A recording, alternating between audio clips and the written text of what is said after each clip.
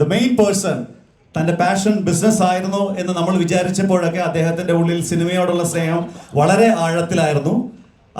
അദ്ദേഹത്തിൻ്റെ ബിസിനസ്സിലെ മൈൽ സ്റ്റോൺസുകൾ എല്ലാം അച്ചീവ് ചെയ്തതിന് ശേഷം തൻ്റെ പാഷനായിട്ട് ഒരു സിനിമ കമ്പനിയിലൂടെ വന്ന് ഇന്ന് മലയാളത്തിലെയും തമിഴിലെയും തെന്നിന്ത്യയിലെയും ഇന്ത്യൻ സിനിമയിലെ തന്നെ ഒട്ടുമിക്ക ബ്രഹ്മാണ്ഡമായ സിനിമകൾ നമുക്ക് മലയാളത്തിലേക്ക് എത്തിച്ചേർന്ന, ഒരുപക്ഷെ നാളെ ഒരു ഇന്ത്യൻ സിനിമയ്ക്ക് ഇന്ത്യയിൽ നിന്ന് വെളിയിലോട്ട് കാൻസിലും അല്ലെങ്കിൽ അക്കാഡമി അവാർഡ്സിലേക്കും പോകാനുള്ള സിനിമകൾ നമുക്ക് എത്തിക്കാൻ പറ്റും എന്ന് നമ്മളെ കാണിച്ചു തന്നുകൊണ്ടിരിക്കുന്ന ഒരു ബാനർ ശ്രീ ഗോകുലം മൂവീസിന്റെ അമരക്കാരൻ ശ്രീ ഗോകുലം ഗോപാലൻ സാറിനെ ക്ഷണിക്കുകയാണ്.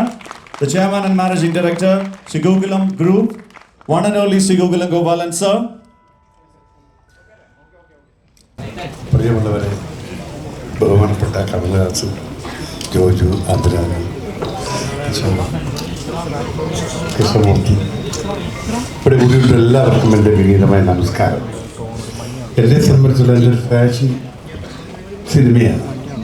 ആ സിനിമയിൽ പ്രത്യേകമായിട്ട് എനിക്ക് ആദ്യകാലത്തൊന്നും ചെയ്യാൻ പറ്റിയില്ലെങ്കിലും പിന്നെ ഈ സിനിമയിൽ കൂടി എൻ്റെ പ്രിയപ്പെട്ട സഹോദരങ്ങൾക്ക് നല്ല സിനിമകൾ എത്തിക്കാനുള്ള ആഗ്രഹം എനിക്കുണ്ടായി.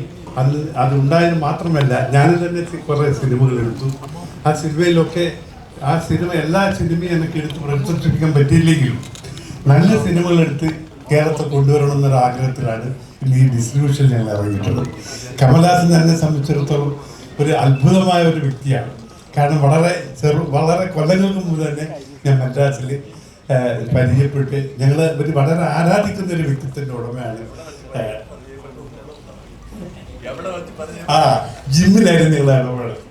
അതായത് ഇത്ര നല്ല ജിമ്മ് ചെയ്യുന്ന ഒരു വ്യക്തിയെ ഞാൻ കണ്ടിട്ടില്ല. അത്രയും കാര്യമാണ്.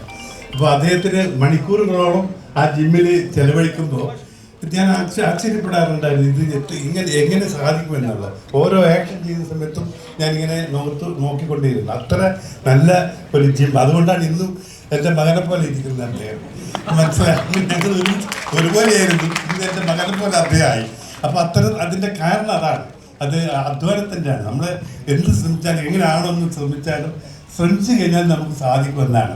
അത് ആ സിനിമയിലും ജോജുവിനെ പോലത്തെ ആളുകൾ ജോജുവിനെ ആദ്യം കാണുമ്പോൾ എനിക്ക് അങ്ങനെ വിചാരിച്ചിട്ടേ ഇല്ല. ഇന്ന് ഒരു സൗത്ത് ഇന്ത്യയിൽ ഏറ്റവും നല്ല സിനിമ നന്നായി അദ്ദേഹം മാറിയിരിക്കുക. പിന്നെ അഭിരാമി നിറയെ പടങ്ങൾ അഭിനയിച്ചിട്ടുണ്ട്. ഞാൻ 2-3 പ്രാവശ്യം കണ്ടിട്ട് ഇന്നും എനിക്ക് എപ്പോൾ ഓർക്കുന്നുണ്ട് അവരുടെ പേര്. അതായത് കണ്ടവരിൽ തന്നെ അഭിരാമി എന്ന് പറഞ്ഞു. പക്ഷേ അശോകനെ ആദ്യമായിട്ട് ഞാൻ കാണുന്നത്. പക്ഷെ നല്ല ഭാവിയുള്ള ഒരു നടനായി ഞാൻ അദ്ദേഹത്തെ കാണുകയാണ്. പ്രിയമുള്ളവരെ, എന്നെ സംബന്ധിച്ചിടത്തോളം നല്ല സിനിമകളെടുത്ത് എങ്ങനെയും മലയാളികൾക്ക് എത്തിക്കുക എന്ന ഒരു ഉദ്ദേശം മാത്രമാണ് എനിക്കുള്ളത്. അതിന് നിങ്ങളുടെ സഹകരണം ഉണ്ടാകണം എന്ന് മാത്രം പ്രാർത്ഥിച്ചുകൊണ്ട് അപേക്ഷിച്ചുകൊണ്ട് എൻ്റെ വാക്കുകൾ നിർത്തട്ടെ. നന്ദി, നമസ്കാരം.